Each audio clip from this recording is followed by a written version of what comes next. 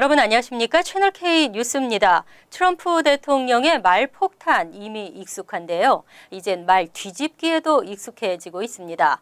오바마 케어 저소득층 보조금 2년 연장에 대해 하루 만에 말을 뒤집었습니다. 18일 트럼프 대통령은 트윗에서 상원보건위원회에서 추진하고 있는 건강보험 개혁 과정을 지지하지만 오바마 케어 일의 이득을 챙겨온 보험사들을 구제하는 방안은 지지할 수 없다고 밝혔습니다. 지난 10일 트럼프 대통령은 오바마 케어 무력화를 위한 행정명령을 발표하면서 저소득층 보조금 지급도 중단하겠다는 뜻을 밝혀 논란이 일자 상원보건위는 저소득층 대상 보조금 지급을 2년 연장하기로 초당적 합의를 이끌어내면서 보험료 인상 우려를 잠식시켰습니다. 이 합의에 대해 트럼프 대통령은 지지 의사를 밝혔지만 바로 다음 날 입장을 바꾼 것입니다. 18일 의회 전문지 더힐은 이로 인해 보험업계는 물론 워싱턴 정계도 혼란에 빠졌다고 보도했습니다. 찰스 슈머 상원 민주당 원내대표는 대통령이 오락가락하고 있다. 우리의 유일한 희망은 대통령이 내일 또다시 생각을 바꿔 이번 합의를 지지한다고 밝히는 것이라고 말했습니다. 한편 트럼프 대통령의 오락가락 행보는 대북 발언 한미 FTA에서도 나타났습니다. 워싱턴 포스트는 지난달 트럼프 대통령의 세 차례 연설에서 각각 3개의 인격체를 보았다고 보도한 바 있습니다.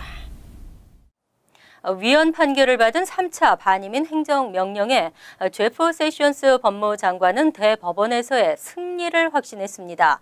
또 다카 폐지를 옹호하며 다카는 불법이라고 말했습니다. 18일 제프 세션스 법무장관은 연방상원법사위원회 청문회에서 3차 입국금지 행정명령 위헌 소송의 결과가 대법원에서는 뒤집힐 것으로 확신한다고 말했습니다. 세션스 장관은 대통령의 행정명령은 누가 입국하는지를 알 수 있도록 보장해주는 중요한 조치라며 그것은 우리가 명예롭게 지켜야 할 합법적이고 필수적인 명령이라고 강조했습니다. 이슬람 6개국 국민의 입국을 금지한 트럼프 대통령의 세 번째 반이민 행정명령은 하와이주 연방지방법원에서 위헌 판결을 받았습니다. 법무부는 관련 기관 사이에 견제와 균형 원칙에 어긋난 결정이라며 항소 의사를 밝혔습니다. 세션스 장관은 다카 폐지 결정에 대해서도 다카는 불법이며 지속할 수 없다고 행정부의 뜻을 옹호했습니다. 그동안 세션스 장관은 트럼프 대통령과 불화설이 끊이지 않았습니다. 하지만 지난달 행정부 기밀 정보 유출에 대한 엄중한 단속 방침을 밝히면서 둘의 관계는 어느 정도 회복된 것으로 알려졌습니다. 세션스 장관은 이날 불화설을 비롯한 사적인 대화에 대해서는 답변하지 않겠다는 뜻을 밝혔습니다. 트럼프 행정부의 대책 없는 밀어붙이기식 정책, 이번에는 국방부인데요. 매분위 프로그램 중단으로 문제점이 속출함에도 해결은커녕 이번에는 영주권자들의 입대마저 중단시킨 것으로 나타나 파장이 일고 있습니다. 지난해부터 외국인 특기자 모병 프로그램 매분위의 신규 접수가 중단된 가운데 국방부는 최근 영주권 소지자들의 미군 입대까지 중단하라고 지시한 것으로 알려졌습니다. 인터넷 매체 MIC에 따르면 국방부 관계자는 16일 모병관들에게 추후 통지가 있을 때까지 영주권자들의 입대는 물론 기초 군사훈련 투입을 중단하라는 지시를 하달했습니다. 국방부는 잠재적 안보 위협이라는 명목 아래 매분위를 통한 이민자 소지 입대자들은 물론 영주권 소지 입대자들도 신원조회를 마칠 때까지 기초 군사훈련을 받을 수 없도록 관련 규정을 강화한 바 있습니다. 하지만 영주권자들의 군입대마저 금지시켰다는 소식이 알려지면서 반발의 목소리가 나오고 있습니다. 일각에서는 연방법을 위반한 것일 뿐더러 국가 안보에도 해가 된다고 주장했습니다. 한편 지난 13일부터 시행에 들어간 새 외국인 군입대 규정에 의하면 군복무 하루 뒤부터 신청할 수 있었던 시민권 신청 규정이 강화됐습니다. 영주권자들 경우 현역은 6개월 연속, 예비군은 최소 1년간 복무해야 시민권을 신청할 수 있게 변경됐습니다. 또 신원조사 완료와 더불어 사전보안 및 군 적성시험을 통과해야 기초 군사훈련에 투입될 수 있도록 했습니다. 결국 군입대 후 최소 2년은 지나야 시민권 신청이 가능합니다. IRS의 소득세 환급 사기 예방 프로그램이 효과를 거둔 것으로 평가됐습니다. 신분 도용을 통한 부당 소득세 환급 사기가 대폭 감소한 것으로 나타났습니다. 2016년도 소득세 신고에서 신분 도용 허위 신고 건수는 총 88만 3천 건으로 2015년보다 37% 감소한 것으로 집계됐습니다. 올해 1월부터 8월 사이에도 IRS는 전년 동기 대비 30% 줄어든 허위 신고 44만 3천 건을 적발한 것으로 나타났습니다. IRS가 시큐리티 서밋 이니셔티브를 시행하면서 부당소득세 환급 시도와 적발 건수가 크게 감소한 것입니다. 또 시큐리티 서밋 이니셔티브를 통해 납세자의 정보 등을 공유하면서 개인 및 사업체의 환급 사기 색출이 좀 더 쉬워졌습니다. 신분 도용을 통한 소득세 환급 사기 피해도 46%나 감소했습니다. 금융업체가 환급급 디파짓 절차를 중단한 건수는 절반이나 감소했습니다. IRS는 내년 소득세 신고 기간에도 신분 도용 피해 최소화를 우선 과제로 놓고 개인정보 확인 과정을 다각화한다는 방침입니다. 우선 내년부터는 개인 납세자 급여 내역서에 새로운 인증 코드가 도입됩니다. 또 1120과 1041을 사용하는 사업체에 대한 보안도 한층 강화됩니다. 존 코스키넌 국세청장은 신분도용, 랜섬웨어, 해킹 등의 피해 확산을 막기 위해 캠페인을 지속적으로 펼쳐 소득세 환급 사기를 예방하는 데 총력을 기울이겠다고 말했습니다. 리얼 아이디법이 내년부터 본격 시행됩니다. 주마다 시행 시기가 다소 다릅니다만 내년 1월 22일부터는 리얼 아이디를 제시해야 국내선 탑승이 허용됩니다. 17일 ABC 뉴스는 연방교통안전청을 인용해 2018년 1월 22일부터 리얼 아이디법이 시행된다고 보도했습니다. 리얼 아이디법은 테러범 등 범죄자의 신분증 위 변조 및 도용을 막기 위해 각 주가 연방정부의 지침에 맞게 신분증을 발급하는 것입니다. 이에 따라 2018년 1월 22일부터는 연방 규정에 따르지 않는 주 발급 신분증은 국내선 탑승 보안 검색 때 인정되지 않습니다. 때문에 국내선 이용 시에도 여권이나 군인 아이디 등 연방정부가 발급한 신분증을 따로 챙겨야 합니다. 뉴욕주의 강화 운전면허증은 허용되지만 그 외에는 리얼 아이디 신분증을 새로 발급받아야 합니다. 뉴욕주 차량국은 오늘 30일부터 리얼 아이디를 발급할 예정입니다. 리얼 아이디는 반드시 지역 차량국을 방문해 신청해야 합니다.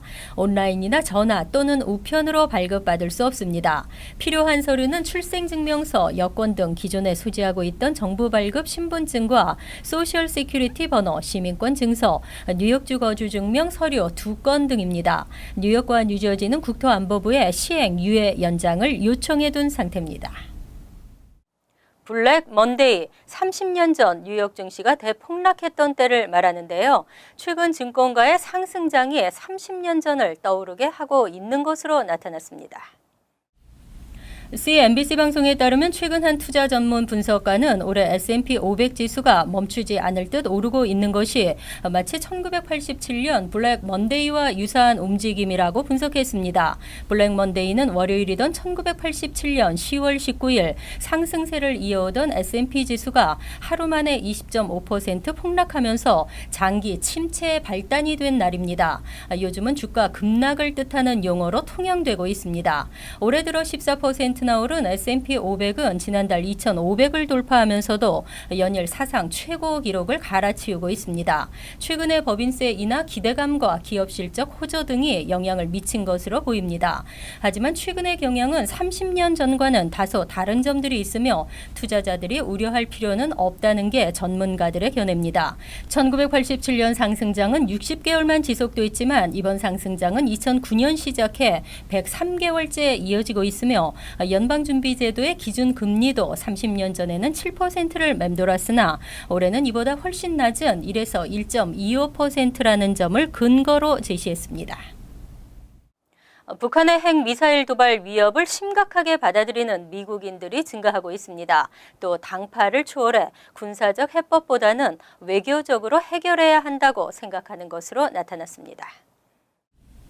NBC와 여론조사기관 서베이먼키가 지난 13에서 17일 성인 5,047명을 대상으로 실시한 공동 설문조사 결과에 따르면 응답자의 54%는 북한을 가장 당면한 최대 위협으로 보는 것으로 조사됐습니다. 지난 7월 조사에서는 41%였던 것이 크게 증가한 것입니다. 특히 이번 조사에서는 특정 정당 지지 여부를 떠나 공통적으로 북한을 최대 위협으로 꼽았습니다. 또 응답자 64%는 북핵 문제 해법과 관련해 군사적 방법보다는 외교적 수단을 선호하는 것으로 조사됐습니다. 지난 7월 조사에서는 57%가 외교적 수단을 선호했습니다. 외교적 해법을 선호하는 공화당 지지자들도 증가했습니다. 이번 조사에서 공화당 지지자들 중 46%가 외교적 해법을 선호한다고 답해 지난 7월 조사보다 4%포인트 증가했습니다. 하지만 절반이 넘는 56%는 트럼프 대통령이 북한을 다루는 방식에 대해 반대하는 것으로 조사됐습니다. 중임만 허용되는 뉴저지에서 크리스티 주지사의 임기는 올해로 끝이 납니다. 11월 7일 뉴저지 주지사 선거가 실시됩니다. 오락용 마리화나 합법화가 최대 쟁점으로 떠올랐습니다. 다음 달 치러지는 주지사 선거 주요 쟁점으로 마리화나 합법화가 떠오르고 있습니다. 스타레저는 이번 주지사 선거는 마리화나 합법화에 대한 유권자들의 선택을 묻는 것이라고 지적했습니다. 올해 주지사 선거는 주동 미대사 출신 필 머피 후보와 현 부지사 킴 과다노 후보의 대결로 점쳐지면서 그 결과에 따라 오락용 마리화나 합법화 여부도 결정될 것으로 예측되고 있습니다. 여론조사에서 킴 과다노 후보를 앞서는 민주당 필 머피는 세수 확보를 위해 21세 이상 성인의 마리화나 사용 합법화에 찬성하며 당선되면 취임 후 100일 안에 마리화나 합법화 법안에 서명할 것이라고 밝힌 바 있습니다. 하지만 마리화나 남용으로 인한 피해가 제대로 부각되지 않았다며 이에 대해 반대하는 여론도 만만치 않습니다. 마리화나 합법화에 반대하는 과다노 후보는 마리화나 단순 소지 자체는 범죄로 취급하지 않겠다는 입장이지만 오락용은 반대하고 있습니다. 한편 콜로라도주에서는 오락용 마리화나를 합법화한 이후 마리화나와 관련된 교통사고 사망자가 48%나 늘었습니다. 이어서 LA 지역 한인사회 소식입니다. 전국적으로 아동들을 대상으로 한 인신매매 범죄가 기승을 부리면서 연방 당국이 대대적인 단속에 나섰습니다. 연방수사국 FBI는 최근 데이팅 웹사이트나 어플리케이션을 통해 미성년자들을 대상으로 한 인신매매가 성행하면서 지역 경찰 당국과 함께 관련 범죄자를 체포하고 피해자들을 구제할 계획이라고 밝혔습니다. FBI에 따르면 최근 콜로라도주 덴버에서 범죄자가 생후 3개월짜리 갓난아기와 5살 여아를 $600에 팔아 넘기려다 적발되는 등 올해 미 전역 50개 주에서 인신매매 알선 혐의로 120명이 체포됐으며 84명의 미성년자가 구조된 것으로 알려졌습니다.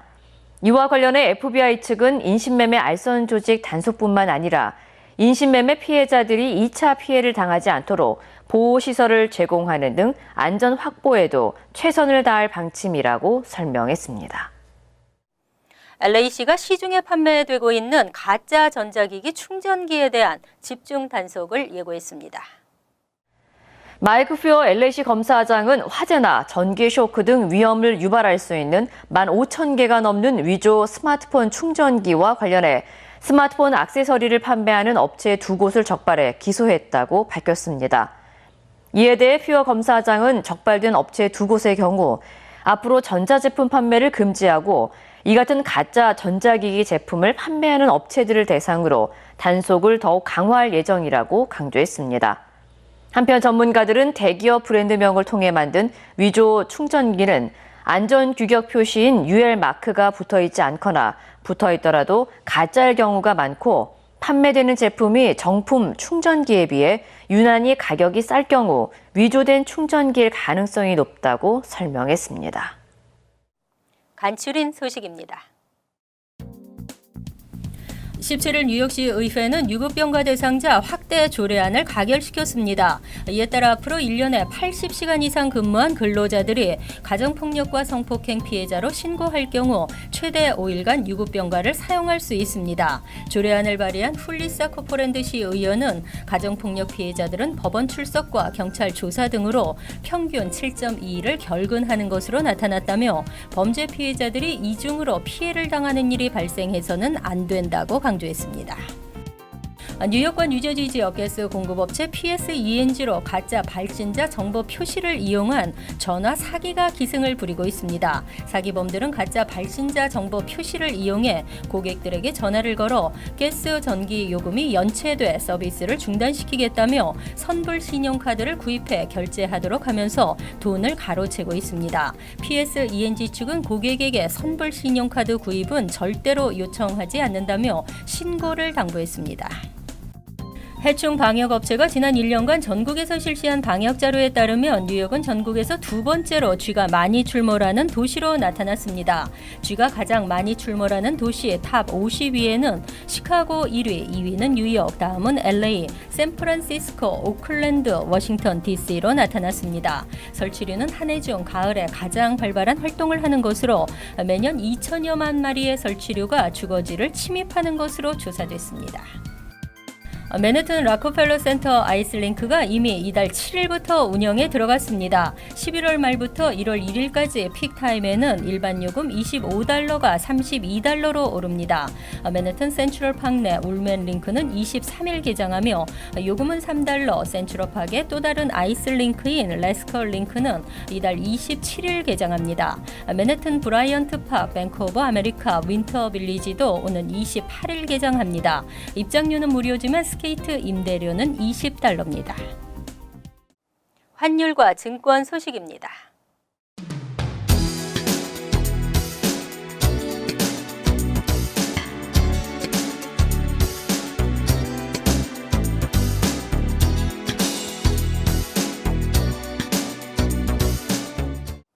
이어서 날씨입니다. 가을 단풍이 물들기 시작하고 있습니다. 금요일은 화창한 날씨로 높고 푸른 가을 하늘을 보실 수 있습니다. 낮 최고 기온은 74도, 섭씨 23도, 밤 최저 기온은 54도, 섭씨 12도로 예상됩니다. 토요일은 대체로 맑은 날씨가 이어지겠습니다. 일요일도 가끔 구름이 끼겠지만 화창한 날씨를 보이겠습니다. 이상으로 채널K 뉴스를 마칩니다. 채널K와 함께 편안한 하루 되시기 바랍니다.